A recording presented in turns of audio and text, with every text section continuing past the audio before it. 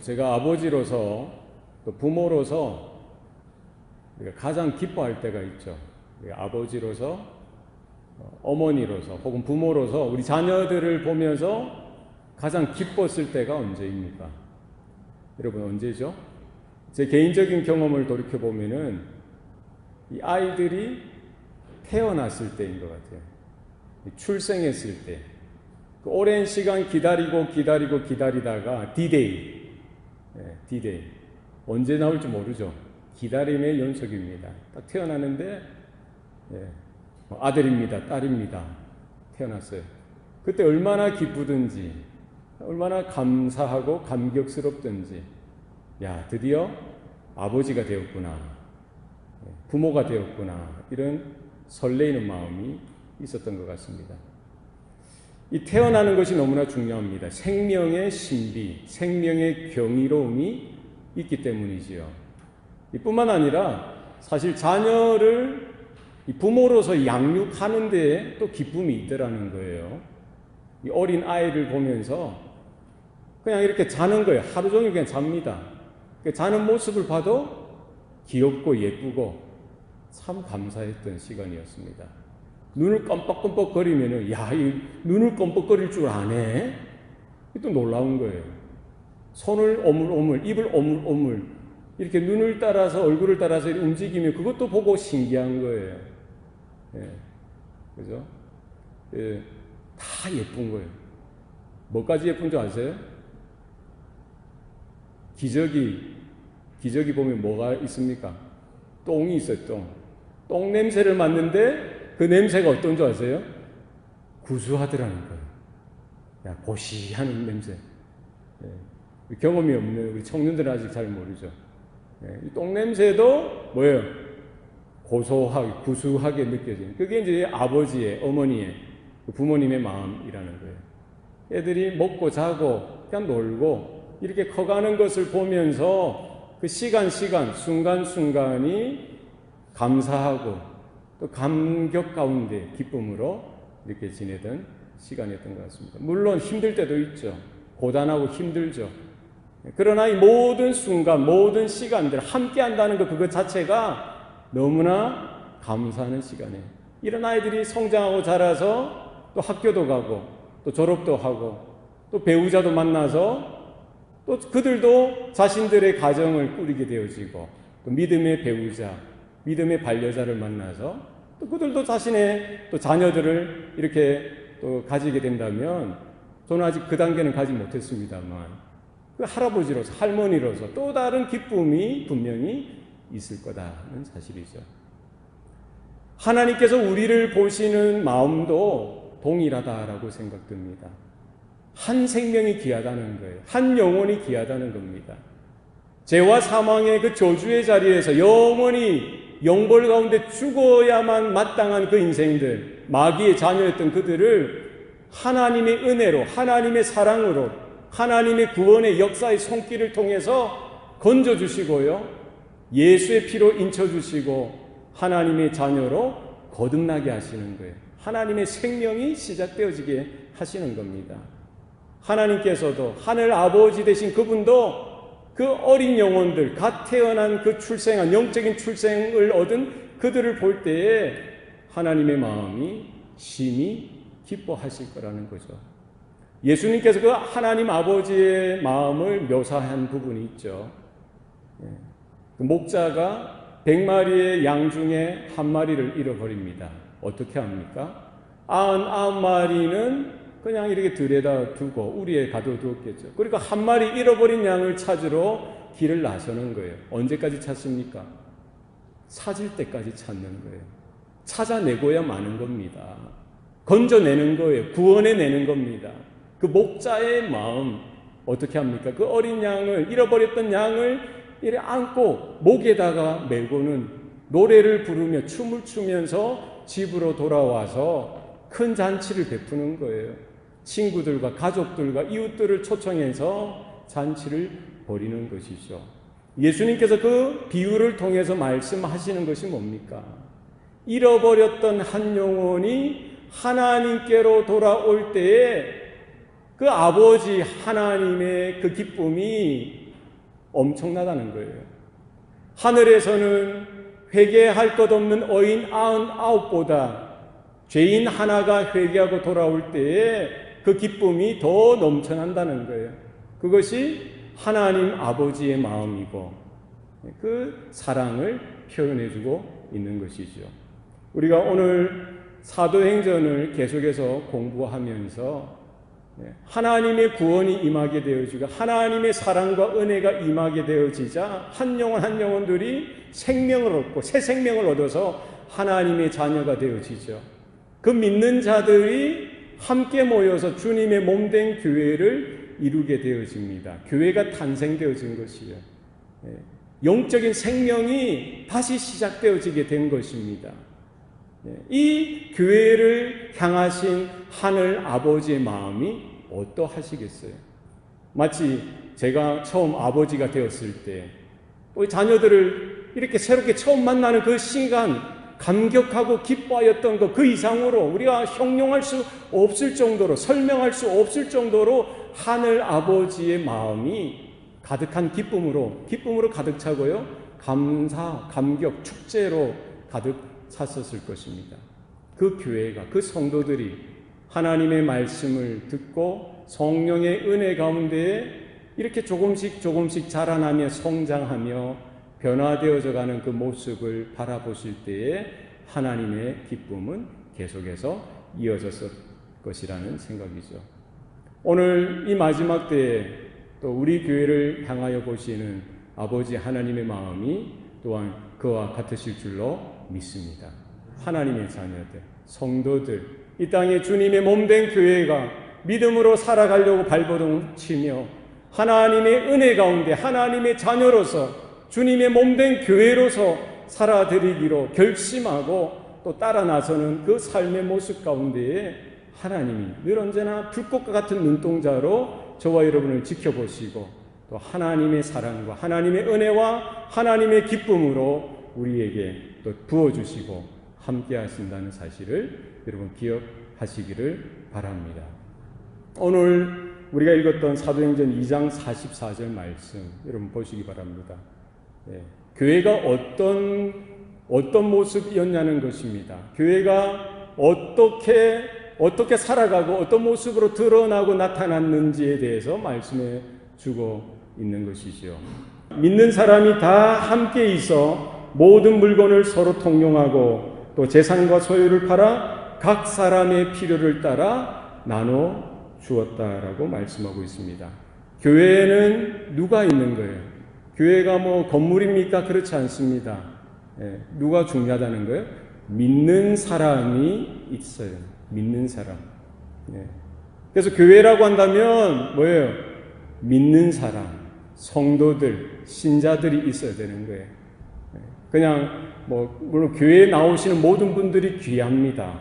한 분 한 분이 너무나 귀해요. 여러분 잘 생각해 보시기 바랍니다.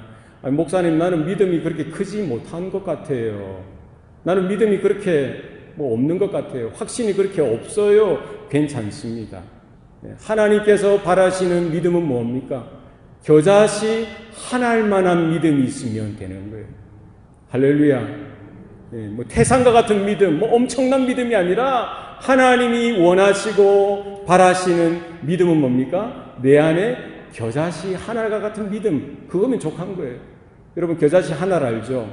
후하면은 이렇게 불려져서 날아갈 수 있는 이렇게 흩어지면 찾을 수 없을 정도로 너무나 작고 미미한 그런 크기의 사이즈, 먼지 같다는 거예요. 먼지와 같은 그 겨자씨 하나가 같은 믿음만 있으면 괜찮다는 거예요. 그러나 중요한 것은 뭡니까? 그 믿음이 살아있는 믿음이냐, 그것은 또 다른 문제라는 거예요. 겨자씨 하나는 뭐예요? 먼지와 차이가 나는 게 뭡니까? 거기에는 생명이 있다는 거예요. 여러분, 우리의 믿음에 크고 작은 것이 문제가 아니라 중요한 건 뭐라는 거예요? 그 믿음 안에 뭐가 있어야 되는 거예요? 생명이 있느냐, 살아있느냐, 역동하고 역사하는 믿음이냐, 이것이 중요합니다. 그래서 믿음은 구원을 일으키죠. 믿음은 어디에서 온다라고 성경은 말씀합니까? 믿음은 들음에서 나고 들음은 그리스도의 말씀으로 인함이니라. 그래서 우리 안에 있는 겨자씨 하나 같은 믿음은 어디에서부터 오는 거예요? 그리스도의 말씀, 생명의 말씀, 복음의 말씀, 십자가의 복음을 들을 때에 하나님이 그 들음을 통해서 뭐를 주시는 거예요? 생명이 있는 온전한 믿음을 우리 가운데 심겨주신다는 사실을 여러분 기억하시길 바랍니다. 그래서 여러분 겨자씨 하나는 이렇게 보면 찾기조차 힘듭니다. 내 안에 있는 믿음이 겨자씨 하나 같은 믿음이면 정말 찾기조차 힘들 정도로 작고 미미할 수 있어요. 자기도 모를 수 있죠. 그러나 분명한 것은 우리가 하나님의 말씀, 예수 그리스도의 십자가의 복음을 들을 때에 하나님께서 듣는 자들에게 믿음을 허락하여 주신다는 사실을 여러분 기억하실 수 있기를 바랍니다. 그래서 내 안에 믿음이 있느냐, 내 안에 있는 믿음이 온전하냐, 바르냐, 이것을 늘 언제나 확인하실 수 있어야 돼요. 아무리 바쁘고 분주해도 내게 있는 믿음이 바른 믿음이냐, 온전한 믿음이냐, 생명이 역사하는 믿음이냐를 늘 언제나 우리는 말씀을 통해서, 신앙의 삶을 통해서 확인하고 발견할 수 있는 저와 여러분 될 수 있기를 바랍니다. 그래서 오늘날 수많은 교회들이 있고요, 수많은 강단의 설교자들이 설교를 하고 성경을 가르칩니다만 이 믿음에 대해서 이야기를 하죠. 그러나 이 믿음이 이렇게 퇴색되어져서 정말 어떤 믿음을 이야기하는지 수많은 믿음들이 존재하는 것 같아요. 믿습니다 하면서 뭘 믿어요? 뭘 믿는다 하는 거예요. 네? 믿습니다. 잘 들어보면 뭘 믿어요? 하나님 복을 주실 걸 믿습니다. 하나님 병 고쳐주실 걸 믿습니다. 하나님 내 자녀들 좋은 대학교 가는 거 믿습니다. 좋은 직장 다니는 거 믿습니다. 돈 많이 버는 거 믿습니다. 여기에 사람들이 듣기 좋아하고요. 이런 좋은 말들, 축복들, 여러 가지 풍성해지고 잘되고 잘 살고 성공하는 삶에 대한 것에 대해서 메시지를 전달할 때에 믿습니다. 이것들만 추구하는 교회들이, 성도들이 오늘날 많다는 거예요. 예수님 시절도 마찬가지죠. 여러분, 그러나 우리가 혼돈해서는 안 됩니다. 그 prosperity gospel, prosperity theology라고 하죠. 오늘날 수많은 강단에서 그렇게 설교를 하고 그렇게 가르쳐야 많은 사람들이 듣기를 원하고요. 그런 메시지를 원한다는 거예요.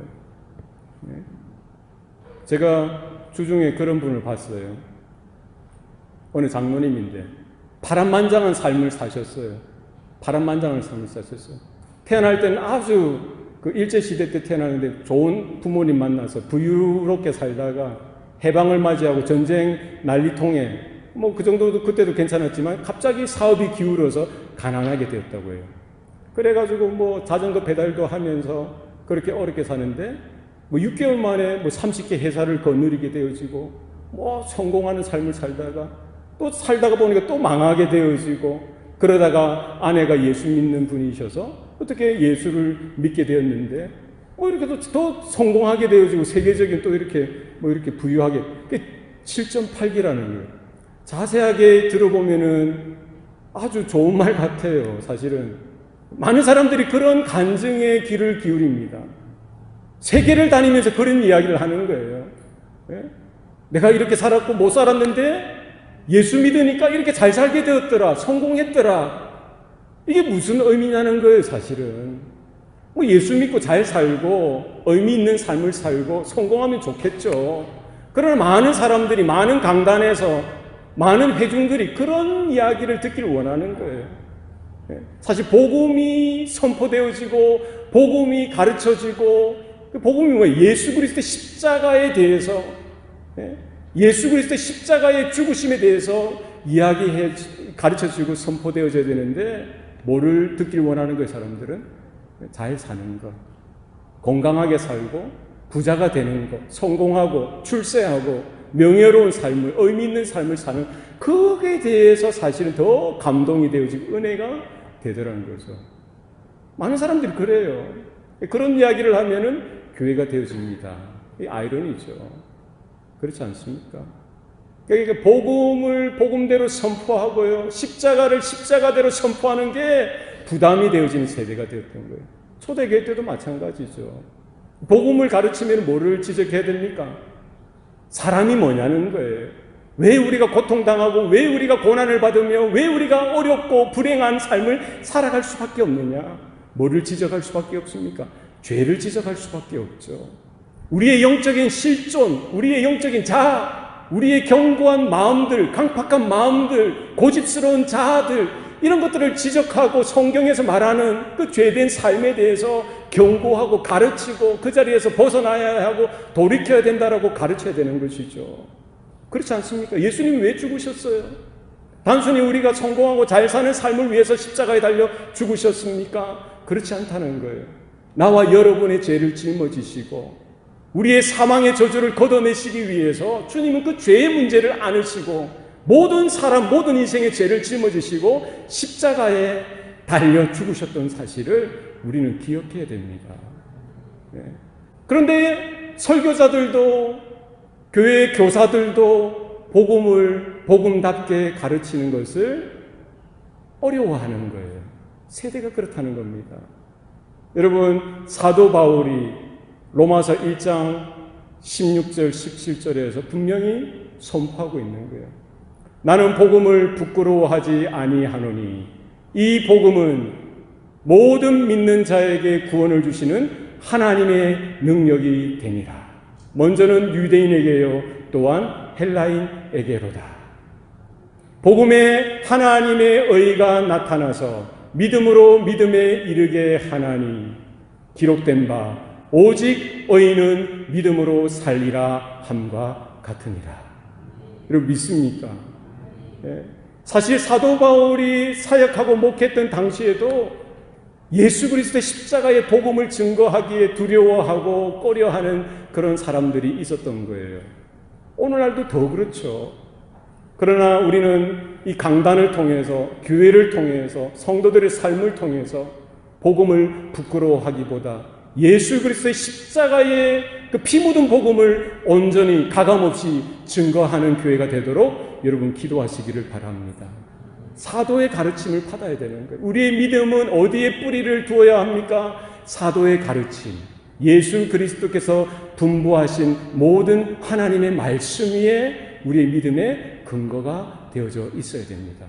여러분 기억하세요. 네? 신앙의 삶 가운데, 교회의 삶 가운데 우리가 빠지지 말고 놓치지 말아야 하는 것, 오직 예수, 오직 은혜, 오직 하나님의 말씀, 하나님의 영광, 이것을 놓치지 말아야 하는 거예요. 네? 베드로가 고백했듯이 주는 그리스도시요 살아계신 하나님의 아들이십니다. 이 고백을 하셔야 돼요. 네? 다른 건 다 불타고 없어질 겁니다. 마지막에 주님 오실 때 찾으시는 것, 오직 믿음, 오직 은혜, 오직 하나님의 그 말씀 언약 가운데 서는 저와 여러분 되실 수 있기를 바랍니다. 그래서 혼란스럽게 하는 거예요. 우리의 마음을 어렵게 하는 겁니다. 삶이 어려우니까. 정말 부유하게 살고 잘 살고 하는 것마다 다 잘 되고 하면 얼마나 좋습니까? 그러나 거기에 우리의 마음이 물론 있을 수도 있어요. 왜? 최선을 다해서 땀을 흘려서 근면성실하게 하나님이 주신 달란트대로 하나님이 주신 건강과 생명을 가지고 믿음을 가지고 최선을 다해서 여러분 일을 하십시오. 하나님이 여러분 각자의 삶 가운데 복을 주시기를 원합니다. 여러분이 노력하고 땀 흘린 대로 하나님이 열매 맺게 해주시기를 저는 기도합니다. 그러나 거기에 여러분 목을 메어서는 안 됩니다. 세상의 그런 물질이나 성공이나 출세나 거기에만 여러분 마음이 빼앗겨서 그것만을 바라보다가 여러분 복음을 잃어버리고 구원을 잃어버리고 믿음조차 잃어버리고 그런 불쌍한 불행한 삶을 살아서는 안 되기 때문입니다. 여러분 잘 기억하십시오. 우리는 믿는 자로서 하나님께서 불러주셨다는 사실을 여러분 기억하시고 우리의 교회의 삶을 통해서 신앙의 삶을 통해서 내 안에 믿음은 온전한가? 내 안에 믿음은 살아있는가? 내 안에 믿음은 겨자씨 하나가 같이 작고 미약하지만 하나님이 찾으시는 주님이 찾으시는 바로 그와 같은 믿음인지 날마다 말씀을 통하여 성령의 은혜 가운데 확인하고 늘 언제나 발견하는 저와 여러분의 삶이 되시기를 바랍니다. 믿는 사람이 다 함께 있어 모든 물건을 서로 통용하고 또 재산과 소유를 팔아 각 사람의 필요를 따라 나누어 주었다라고 합니다. 이 교회의 모습이라는 거예요. 얼마나 아름답습니까? 믿는 자들이 어떠했다는 거요? 다 함께 하는 것이 너무나 중요합니다. 두세 사람이 내 이름으로 모이는 그곳에 나도 그들과 함께 하리라. 누구의 약속입니까? 예수님의 약속인 거예요. 예? 두세 사람이 주님의 이름으로 모이는 그것이 바로 교회가 되어지는 겁니다. 예? 지금 초대교회가 어떻게 형성되어졌다고 이야기합니까? 120명의 성도들이 예수님이 이제 십자가에 달려 죽으시고 부활하시고 이제 40일 동안 예수님과 함께 하다가 예수님은 하늘로 승천하신 거예요. 예수님께서 당부하셨죠. 너희들은 몇 날 며칠이 못 되어 성령을 받을 것인데 성령을 받기까지 예루살렘을 떠나지 말라라고 하시죠. 그 120명의 성도들은 흩어지지 아니하고 마가의 다락방에 모여서 오로지 기도하기에 힘쓰면서 아버지 하나님께서 약속하셨던 성령, 예수님께서 명령하셨던 곧 오리라 하신 그 성령을 기다리며 그 시간을 보냈던 거예요. 오순절날 예수님께서 예언하신 대로 하나님께서 약속하신 대로 성령이 그들 가운데 강력하게 임하실 때에 그들 모두가 성령의 충만함을 받게 되어지고요. 사도들이 일어나서 복음을 전하는 것이죠. 예수의 십자가의 죽으심과 부활에 대해서 전하고 가르치게 되어집니다. 그 일들을 통해서요. 그 사도들의 가르침을, 사도들의 그 설교를 듣던 많은 사람들이 회개하고 회심하여서 세례를 받고 성도가 되어지는 거예요. 교회 안으로 들어오게 되어지죠. 몇 명이 들어오게 됩니까? 3,000명이 3,000명. 그럼 지금까지 지금 초대교회 성도들이 몇 명이 된 거예요? 처음에 몇 명이라고 했죠? 120명. 그 다음 몇 명이 들어왔어요? 3,000명. 그럼 토탈 몇 명이에요? 3,120명. 할렐루야. 초대교회 예루살렘에 3,120명, 적어도 3,120명의 성도들로 초대교회가 시작되어진 거죠. 이 사도행전이 계속 기록되어지면서 이제 2장 하반절로 이렇게 들어가면서도 이렇게 수십 명씩 혹은 수백 명, 수천 명씩 계속해서 모여들었을 거예요. 어쨌든 믿는 사람이 뭐 했다는 거예요? 다 함께 했다는 거예요. 여러분, 기독교 신앙은 함께하는 신앙인 줄로 믿으시길 바랍니다. 뭐 내가 예수 믿고 내가 구원을 받아들이고 복음을 받아들여서 구원받으면 됐지 뭐. 저 깊은 산에 가서 내가 하나님께만 독대하고 뭐 수도승처럼 그렇게 경건하고 거룩한 삶을 내가 살아가면 되지 뭐. 그렇지 않습니다. 그게 기독교 신앙이 아니에요. 예수 믿고 나서 우리가 하나님의 자녀로 거듭나고 나서의 삶은 뭐합니까? 다 함께 주님의 몸된 교회로 지체로 부름받았다는 사실을 여러분 기억하실 수 있기를 바랍니다.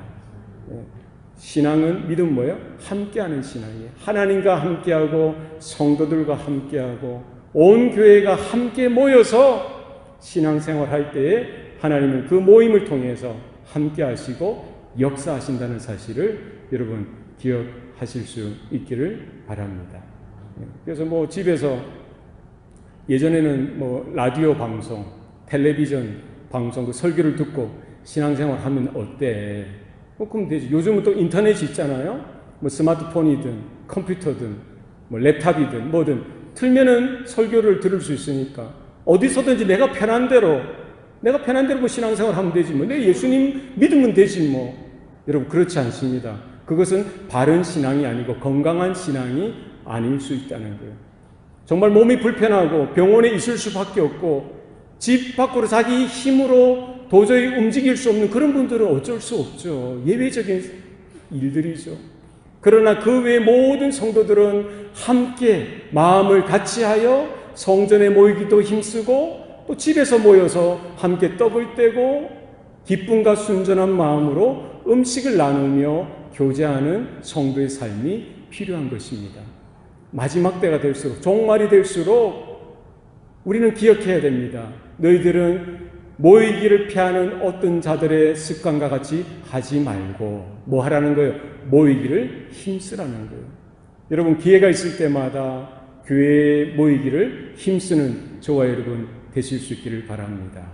이 기회를 통해서, 이 모임을 통해서 하나님께서는 철이 철을 날카롭게 하시듯이 우리는 비록 연약하고 부족하고 또 모이면 고슴도치 같이 이렇게 서로 찌르고 찔림을 받는 그런 어려움이 있지만 그럼에도 불구하고 함께 모여서 하나님의 사랑을 나누고 하나님의 은혜를 나눌 때에 철이 철을 날카롭게 하듯이 우리의 믿음이, 우리의 영적인 지성이, 우리 안에 주신 하나님의 은혜가 더욱더 단단해지고 견고해져가는 그런 일들이 나타난다는 사실을 여러분 기억하셔야만 합니다. 믿는 자들이, 믿는 사람들이 다 함께 모이고 또 뭘 했던 거예요? 모든 물건을 서로 통용하고 자기 재산과 소유를 팔아 각 사람의 필요를 따라 나누어 주었던 거예요. 얼마나 아름답습니까? 그죠? 어떻게 이런 일들이 가능합니까? 자기 물건인데, 자기 재산이고 자기 소유인데 이것을 내 것이라 주장하지 아니하고 필요를 따라 다른 사람들에게 서로 함께 나누고요. 정말 없고 힘든 어려운 우리 지체들을 향하여 그것을 이렇게 도와주고 함께 아낌없이 거저주는 것이죠. 이런 공동체가 얼마나 아름답고 귀한 일입니까? 이게 어떻게 가능할 수가 있었겠어요? 이거 뭐 사도들이 앞에서 뭐 팔을 걷어붙이고 야 너희들 나눠 한다고 해서 나눠집니까? 그렇지 않더라는 거예요. 억지로 누가 하라고 해서 됩니까? 그렇지 않습니다. 이게 어떻게 이렇게 가능한 거예요? 하나님의 은혜가 임하고요. 하나님의 말씀의 능력이 임하고 하나님의 영광이 임하고 성령의 기름 부으시는 놀라운 일들이 그들의 모임 가운데에 나타나게 될 때에 그들이 하나님의 사랑을 깨닫고 하나님의 은혜를 깨닫고 정말 내가 어떤 존재인지 내 옆에 있는 지체가 어떤 존재인지를 바라볼 수 있게 되어진 것이죠. 이제 내게 있는 재산이나 물건이나 이런 소유가 다가 아니라 이것이 중요한 것이 아니라 물론 중요하죠. 그러나 이것이 전부가 아니라는 거예요. 이것보다 뭐가 더 가치가 있다는 거예요. 내 옆에 있는 형제, 자매, 예수의 피로 값주고 이렇게 구원받은 하나님의 자녀된 그들이 더 가치롭고 더 귀한 존재라는 사실을 깨닫게 되어진 것이죠. 물질에 대해서, 재물에 대해서 또 다른 가치를 발견하게 되어진 것입니다. 세상 사람들이 생각하고 여겼던 그런 가치, 돈이 최고지, money talks, 돈이면 다야, 이것이 아니라 돈이 물론 중요하죠. 귀하죠. 그러나 그것보다 또 다른 영적인 가치가 있더라는 거예요. 여러분, 오고 오는 모든 시대 가운데 모든 교회가 사실은 오늘 사도행전 2장에 나오는 이 초대교회와 같은 일들이 재현되어지고 반복해서 나타나는 일들이 있기를 소원합니다. 가치관이 변화되어져야 돼요. 우리의 마음이 변화되어져야 되는 거예요. 우리의 바라보는 시선이, 안목이 변화되어지는 일들이 말씀을 통하여 성령의 은혜를 통하여 나타날 수 있기를 바랍니다. 이렇게 믿는 자들이 자기 물건을, 모든 물건을 서로 통용한다는 거예요. 서로 통용한다는 말은 뭡니까? 함께 나누어 쓰는 거예요.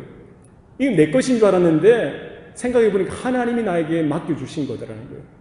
그러니까 하나님의 아들인 내가 받았고 하나님의 딸인 내가 받았으면 이게 다 누구 거라는 거예요?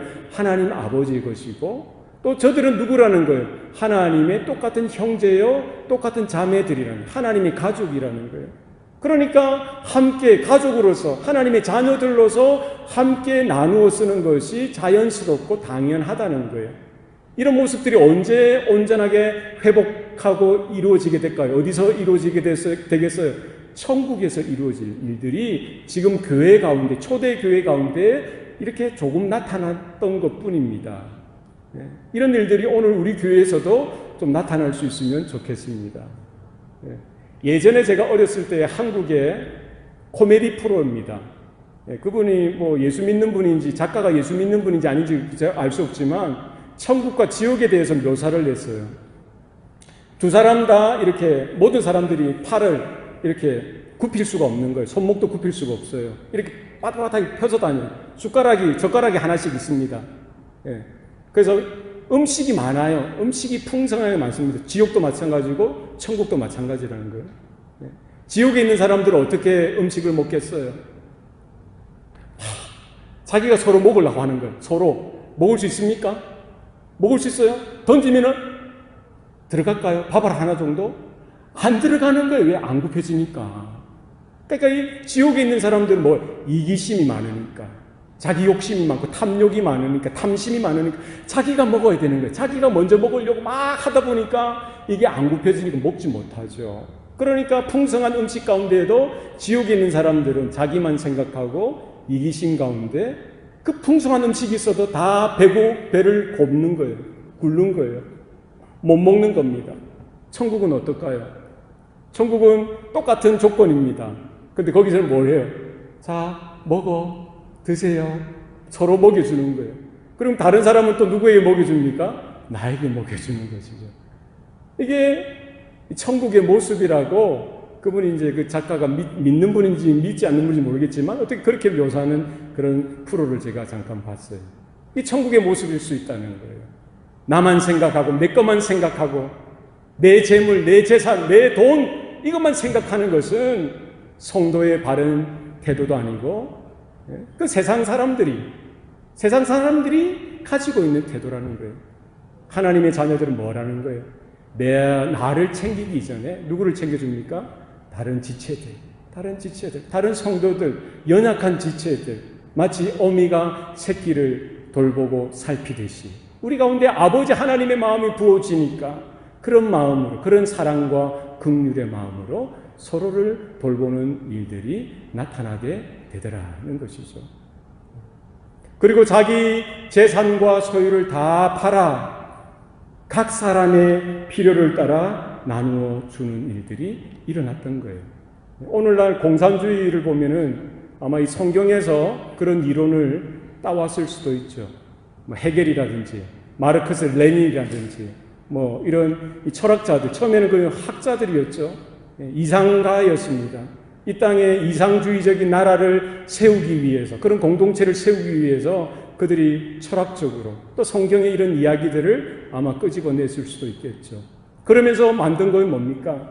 무산계급이 평등하게 사는, 유산계급을 몰아내고 모든 사람들이 무산계급으로 공동소유, 공동생산, 공동분배. 얼마나 이 아이디어는 아주 이상적이죠.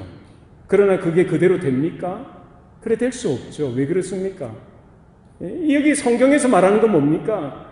우리의 죄된 본성, 타락한 심령, 우리의 전적으로 타락한 우리의 본성에 대해서 죄 문제를 먼저 걷어내고 예수의 피로 핏부림을 받고 이 죄와 사망의 문제를 해결하고 나서 성령의 능력으로, 성령의 은혜로 말미암아 주님의 약속한 말씀이 실현되어지는 것이지, 이런 것들을 다 배제하고 다 없애고 나서 인간적인 노력이나 인간적인 이상이나 인간적인 어떤 그런 뭐 철학적인, 도덕적인 어떤 정치적인 신념을 가지고 이것을 뭐 강제적으로 한다고 해서 되어질 일들이 아니더라는 사실이죠.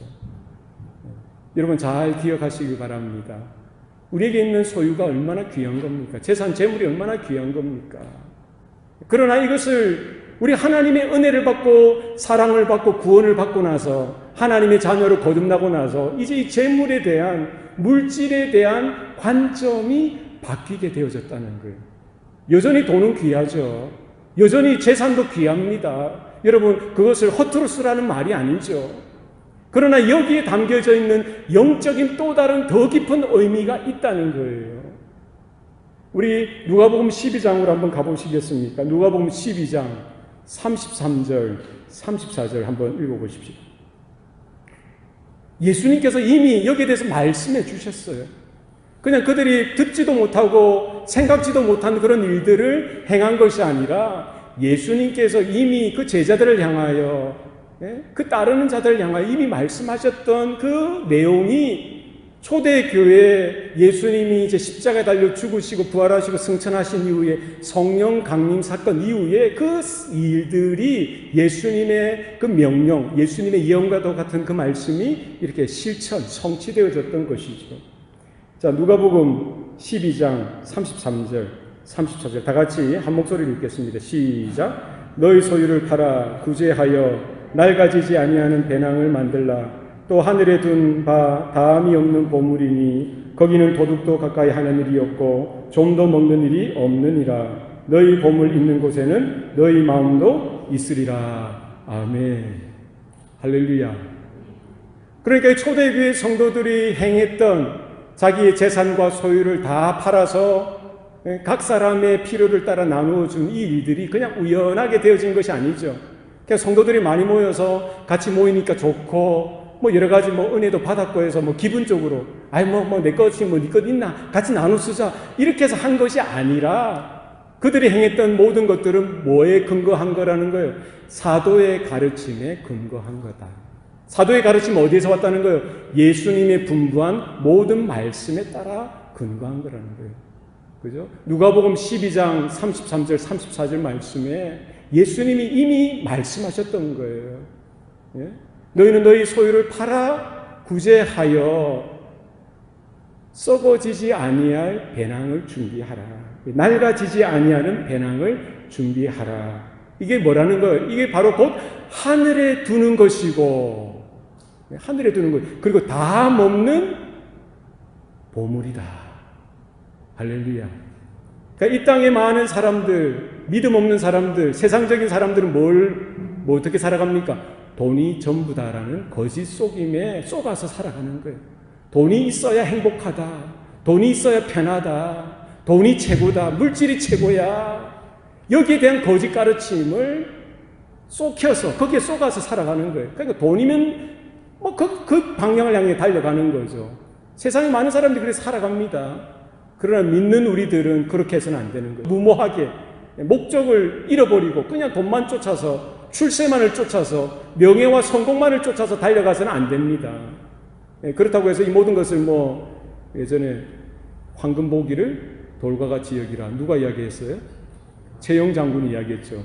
그런 그 유교적인 혹은 그런 도교적인 그런 의미에서 이야기하는 것이 아니죠. 예수님이 하시는 말씀은 뭡니까? 모든 소유를 팔아서 가난한 자들에게 구제하라는 거예요. 그러니까 우리가 열심히 땀 흘려서 일할 필요가 있죠. 데살로니가 후서 3장에 보면은요, 일하기도 싫어하는 자는 먹지도 말게 하라는 거예요. 땀을 흘리지 않고 노력하지 않고 그냥 되는 대로 사는 거, 그건 하나님의 뜻이 아니라는 거예요. 우리가 성실하게 노력하고 하나님이 주신 건강과 생명과 달란트대로 최선을 다해서 노력하십시오. 여러분, 우리 청년들도 열심히 세상에 있는 친구들보다 몇 배로 더 열심히 피땀을 흘려 공부를 하시기 바랍니다. 하나님 앞에 기도하면서 꿈을 가지고 비전을 가지고 하나님이여 이 땅을 주시옵소서 하면서 그렇게 비전을 쫓아 믿음으로 나아가시기 바랍니다. 그러면 하나님께서 원하시면 물질도 주시겠죠. 명예도 주실 거예요. 여러 가지 좋은 것도 주실 겁니다. 그러나 그때 여러분이 결정하실 수가 있어야 돼요. 오늘 주님의 말씀처럼 모든 재산을 다 팔아서 줄 수 있을 그런 정도가 되어져야 되는 거예요. 이건 뭡니까? 우리의 모든 소망과 믿음은 이런 재물이나 물질에 있는 것이 아니라 하나님의 나라에 있다는 사실을 우리는 늘 언제나 기억해야 되는 거예요. 돈을 위해서, 물질을 위해서, 세상의 영광을 위해서 살아가는 존재가 아니라 우리는 하나님의 나라를 위해서, 하나님의 부르심을 위해서, 하나님의 영원한 생명을 위해서 우리는 부름받았다는 사실을 여러분 기억하실 수 있기를 바랍니다. 그래서 우리는 가난하면 가난한 대로, 부유하면 부유한 대로 물질에 매이면 안 된다는 거예요. 돈에 매여서는 안 된다는 거예요. 없는 사람들은 없는 대로 매이지 않습니까? 없으니까 그렇게 매이는 거예요. 있는 사람은 너무 아까워서 거기에 매이는 거예요. 어느 한 부자 청년이 예수님 앞에 나와서 선생님, 제가 어떻게 하여야 구원을 받으리까? 예수님께서 그 부자 청년에게 이야기하시죠. 모세의 율법을 지켜 행하라 라고 하죠. 그 부자 청년이 뭐라 합니까? 나는 어려서부터 그 모세의 율법을 따라 다 지켜 행하며 살았습니다 라고 이야기하는 거예요. 예수님께서 그 부자 청년에게 뭐라고 이야기합니까? 너에게 한 가지 부족한 것이 있는데 너의 소유를 다 팔아 가난한 자들에게 주고 그리고 나를 와서 쫓으라 라고 말씀합니다. 그 부자 청년이 어떻게 했을까요? 그는 돈이 많은 것 때문에, 재산이 많은 것 때문에 근심하여 돌아갔다라고 성경이 말씀하고 있습니다. 이 얼마나 불행입니까? 우리 믿는 자녀들, 우리 청년들, 우리 성도들이 정말 예수를 믿는 믿음이 우리 가운데 견고히 섰다면 물질에 대해서, 우리의 소유에 대해서, 재물에 대해서, 돈에 대한 관점이 달라져야 한다는 거예요. 이 땅에 있는 이 돈은요, 이 땅에 있을 때만 잠깐 유익한 거고 편한 겁니다. 그리고 이 땅에 있는 이런 수단이나 이 돈이 수단이죠. 뭐에 대한 수단이에요? 하늘나라의 재물을 쌓는 수단이 되어지는 거예요. 이것을 통해서 한 영혼을 구원하고요, 한 영혼이 주님께로 돌아오는 그 일에 쓰여질 수 있다면 이것은 낡아지지 아니하는 배낭을 만드는 것이고요, 이 큰 낡아지지 않은 배낭 가운데 하나님이 은혜를 부어주시고 복을 부어주시는 거예요. 우리가 살아생전에, 아니 영원토록 우리의 필요를 채워주시는 하늘 아버지께서 우리의 먹을 것과 입을 것과 우리의 행하는 모든 필요를 채워주시는 거예요.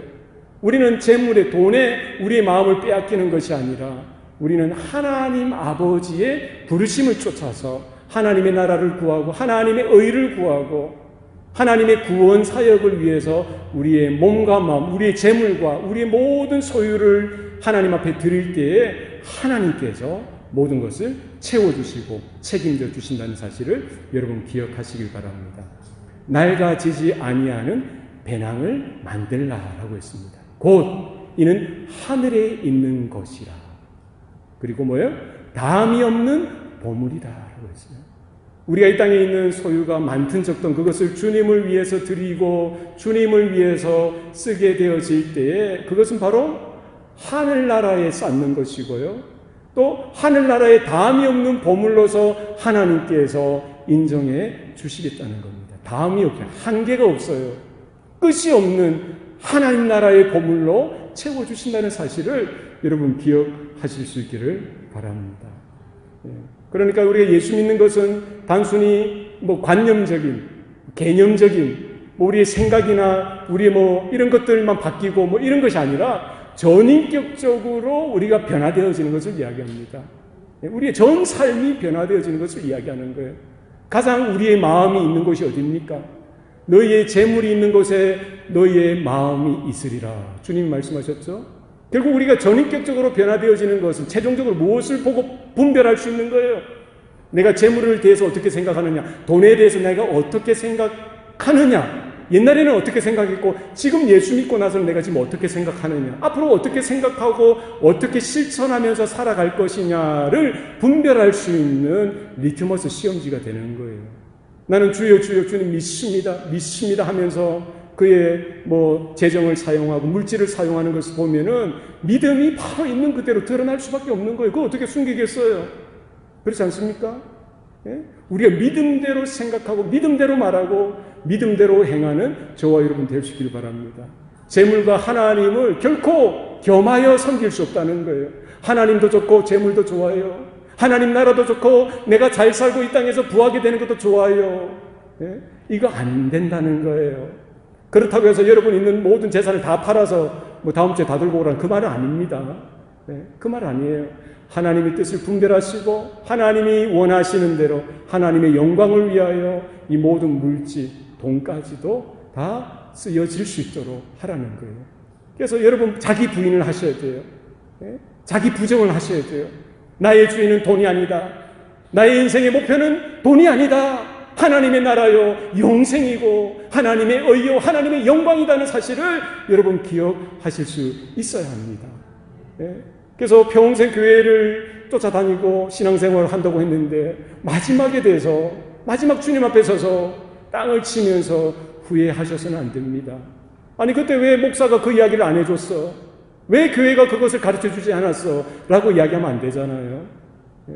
여러분 하나님의 말씀을, 주의 복음을 있는 그대로 증거하고 선포할 뿐만 아니라 우리 모든 성도들은 하나님의 말씀을 하나님 말씀 있는 그대로 받아들일 수 있기를 바랍니다. 먹는 것, 마시는 것, 입고 사는 것 중요합니다. 누가복음 12장 우리 33, 34절 그 이전에 22절부터 예수님께서 말씀하셨던 게 뭡니까? 너희가 왜 먹는 것, 무엇을 먹을까, 무엇을 입을까, 무엇을 마실까로 고민하고 근심하느냐. 하늘의 까마귀를 보아라.